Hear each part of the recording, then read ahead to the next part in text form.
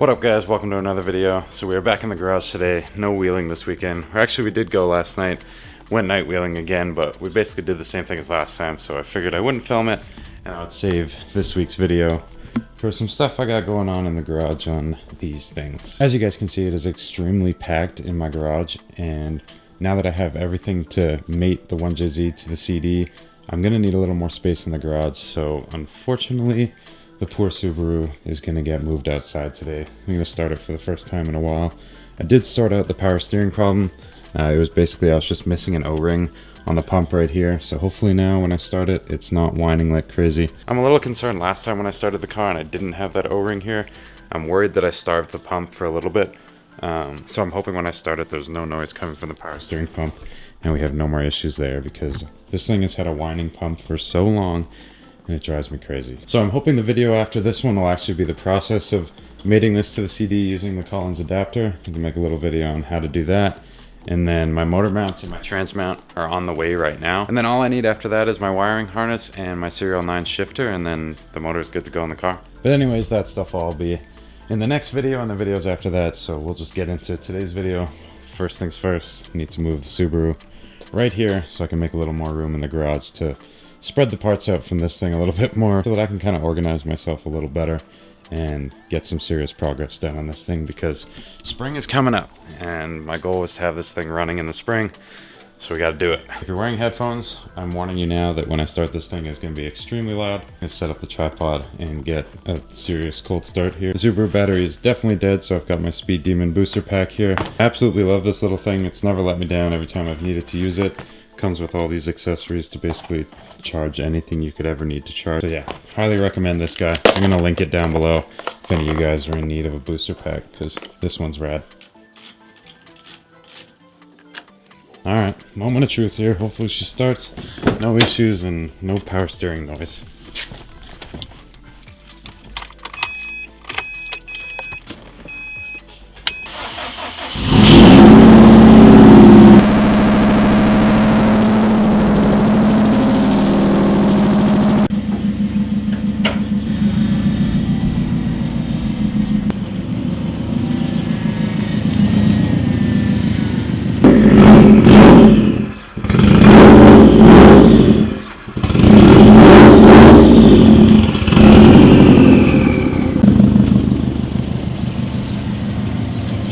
Well, when I first started it, the pump was making a lot of noise, but now as you can hear, it's calmed down a little bit. I just had to go lock to lock quite a few times to get some fluid going through it. You may have also noticed that the front of the car is smoking, but that's just because there was power steering fluid leaking all over the engine for the last like 2 months out of that fitting that didn't have the O-ring. So now it's just burning off the headers below. But yeah. Pump seems to be okay. I might have to flush it a few times and do some more lock to lock and just get a bunch of fresh fluid through there. But well, I just spent the last hour trying to start my Golf over there. It's been sitting there for probably 3 weeks now because it was minus 35 and that thing doesn't like to start when it's really cold. And I just went to try and revive it and I tried to jump it and the starter is just clicking, so I'm assuming the starter is seized, so that will be another day. My truck though, the other day when we were wheeling in that really cold, I went to adjust the angle of this light and it was so cold that the wire literally just snapped like a twig. So I'm gonna have to pull this light off, put a new connector on this. Luckily I have another one of these connectors from another set of lights I have, so I'm gonna pull this off and solder a new connector on that so those are working again. And then we're gonna lay out some S13 stuff here and make a plan to get this thing running.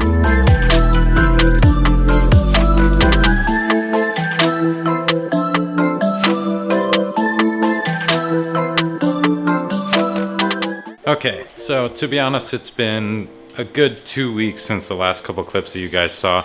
Moving the Subaru out of the garage and making a little more space for the S13.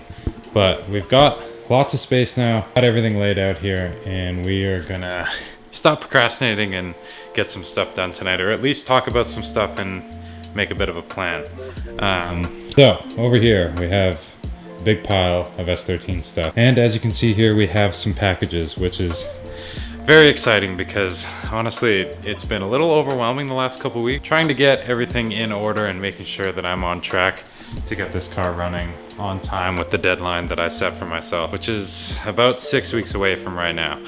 But right here we have some major parts that are gonna get us on our way to making that deadline. So we're gonna go through this a little bit right now and show you what I got. First off, actually a quick look at the car here. The last you guys saw, the kit on this side was mounted. I did finally quit being a lazy ass, and I did mount the other side of the kit too.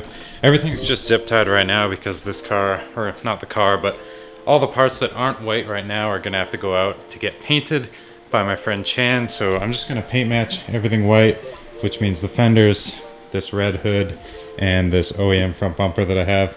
I went with the OEM front bumper for now just because it comes with all of the lights and everything like that. But eventually I will get an aftermarket bumper, but for now we're just gonna run the OEM one. I've seen a few photos and examples online, and the OEM front bumper, wide fenders, wide rear, really doesn't look that bad. So we're gonna go with that for right now, and down the road we'll figure out an aftermarket front bumper. So one of the things that's been occupying most of my time lately is figuring out the wiring for the 1JZ, because if you know me, and I've said it in videos too in the past, I hate wiring. I suck at wiring. It doesn't make sense to me. So that has been something I've been losing a little bit of sleep over with this 1J, but I think I finally got my head wrapped around what I'm gonna do to make this nice and simple and get this car working. So as you can see here, I have my OEM 1JZ wiring harness that, lucky enough, came on this engine, and it's fully intact. It's not cut anywhere, thankfully. So what I'm gonna do is I'm actually just gonna keep this engine harness on the engine and use these ECU connectors that are still on it. But before we get into how I'm gonna make that work, let's get into our first box here. This is something I am so stoked to be holding in my hand right now. This is the ECU that I'm gonna be using for the car. It's an ECU Master Emu Black. We'll open it up over here and take a look. And here it is. I'm so happy I was able to go standalone on this thing. It's just gonna make everything a lot simpler when it comes to the car running and getting it tuned and all that. So this is unreal, and I can't wait to get this thing working. So with that OEM engine harness, how the hell am I gonna make it work? It's pretty simple. ECU Master is awesome, and they have everything I need to make this work properly. Basically, all it is, so right here, I have my engine ECU connectors. I don't have the chassis side, obviously, but these are my 3 engine ECU connectors. These basically just plug into a plug-and-play module that ECU Master makes, which I still need to buy. But I believe it's in stock and it shouldn't be too far out. I should order it in the next couple days. Basically, these 3 connectors plug into that module plugs into the ECU, and that's basically it. I have to make the chassis side of the harness, obviously, which is just 2 connectors that I can get from Wiring Specialties. And I honestly think, since this is a track car, I'm not too worried about all the little stuff working in the car. So to begin with, I guarantee I won't have any more than 10 wires coming from the chassis that I need to plug into the ECU.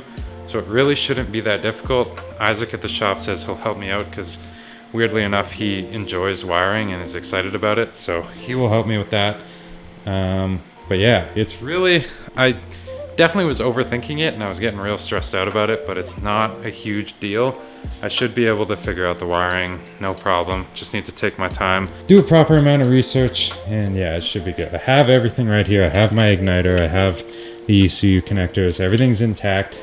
So it really shouldn't be too big of a deal. So that is basically where I'm at for the wiring on this thing. And now moving on to our other boxes here. So on top here we have a box from ISR that I ordered from Injuku. This is my ISR engine and trans mounts for the 1J and the CD.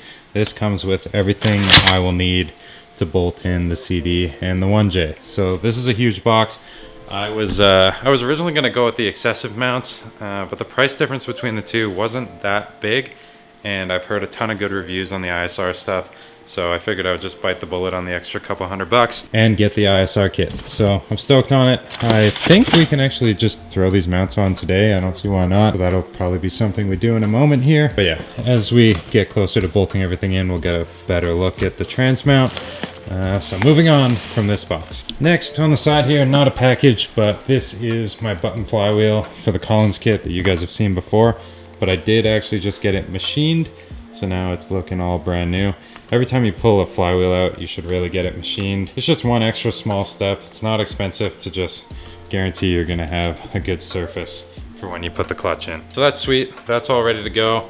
Now the last thing that I'm waiting for to actually mate the CD to the engine is a new clutch release bearing, which I still need to order from Collins. But like that plug and play kit from ECU Master, it is in stock and it ships out fairly quickly. So it should be here next week, I hope, if I order it right away here. So I'm not too worried about that, it's pretty minor. But yeah, that's the last thing I'm waiting for. And then these two are going together. And last but definitely not least, the big boy box at the bottom. This is a big one. This is my entire intercooler kit from CX Racing. So yeah, this is a full swap kit that CX Racing makes for a 1JZ, for an S13. So everything should bolt up. It comes with intercooler, all the piping, blow-off valve, all the couplers, literally everything I will need to get this bolted in and good to go. I honestly haven't taken a good look at any of it yet. As you can see, everything's still wrapped up. So I'm gonna go ahead and unwrap a few things right now and get a better look at it.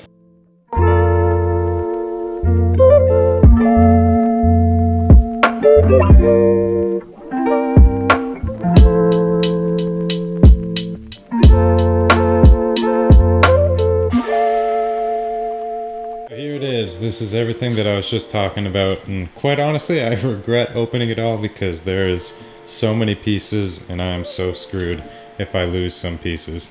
So we'll talk through it a little bit here and show you what I got. So the CX kit came obviously with the intercooler, came with all the intercooler piping, came with intake, even comes with the intake filter, blow-off valve, all of the clamps that I will need, all the couplers, and over here these are the brackets for the intercooler to mount up to the S13 rad support. And yeah, that's basically it for that kit. It also came with a radiator pipe as well. Still need to figure out a rad for the car. From what I've read online, I can use a KA rad with this setup and that'll work perfectly fine. So I'll probably try and find, I'm sure there's somebody that's upgraded their KA rad to like a Mishi one or something. So I'm sure that won't be too hard to find. And then over here, this is one of the engine mounts. Really nice piece. I like the black powder coating and bushings and everything look good. And yeah, man, that's that. It's quite honestly still a little overwhelming looking at it. I'm learning a lot through this whole process. Obviously my first swap, and yeah, it's fun, but a little stressful, a little overwhelming, but I just need to remember to take things one step at a time, make a solid plan, and stick to it the best I can. So I'm gonna go ahead and put this stuff back in a box so I don't lose things, and then I think we'll just go ahead and install these engine mounts onto the 1J and just do something. So I've got the engine mounts laid out in front of me here. Comes with obviously the left and the right side, and then it comes with these U brackets. So I'm just gonna bolt this guy on like so, using those long boys right there, and then I'm gonna start pulling off these stock engine mounts and get the ISR ones on. These guys are all put together now. For some reason I don't have an Allen key big enough for this, so I'll have to grab one from the shop next week and tighten this up. But now I'm gonna move on to pulling off these OEM mounts. I got one bolt there. It's gonna be really hard to see. There's another one up top right there, and then one on the other side of the turbo here that I can't get at with the camera. But I'm gonna pull this side off, bolt the right side on, and we'll see how she looks.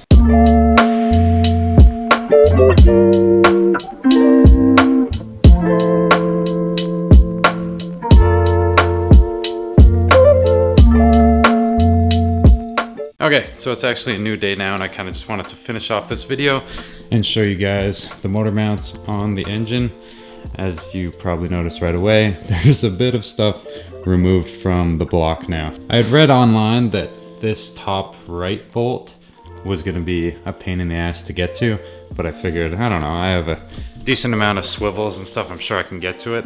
But no, not a chance. With the turbo there, I was not getting to it.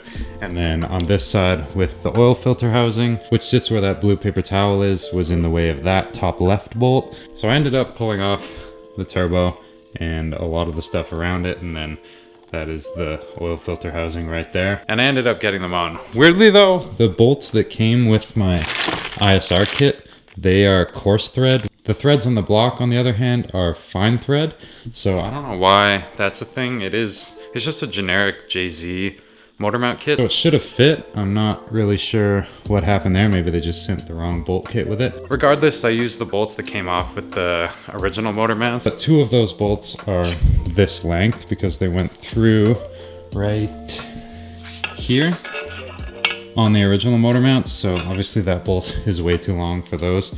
So I'm just gonna have to take one of the shorter bolts to Home Depot, get another bolt that's the exact same, which shouldn't be an issue. But yeah, I managed to get everything bolted up, and then I'm also deleting AC on this car, so I pulled off the AC compressor as well, and I'll be getting the excessive bracket that has a new pulley to go here, and then a shorter belt as well. Just kind of cleans things up on this side of the block. I did also have to grind down this brace for the manifold right here, and it also has a ground on the bottom of it down there. It's not the prettiest, but in order to keep the brace there, I did have to grind it down. Didn't do the best job, and I'm probably gonna have to do it on the other side because there's another brace on that side. Regardless, both motor mounts are on now. They look good. I just need to get a 14 mil Allen key and tighten this guy down, and then these are the bolts that go to the cross member on the car. Should be good. I didn't put the trans mount on yet. I'll do that when I'm closer to actually putting this thing in the car, which will hopefully be next weekend. But we made good progress for this weekend. Gonna leave it there for this one. I'm gonna keep making these short videos every step of the way. Just try and document as much of this as I can. And yeah, I think that'll be it. If you guys enjoyed the video, drop a like so I know, and I'll catch you guys in the next one. Peace.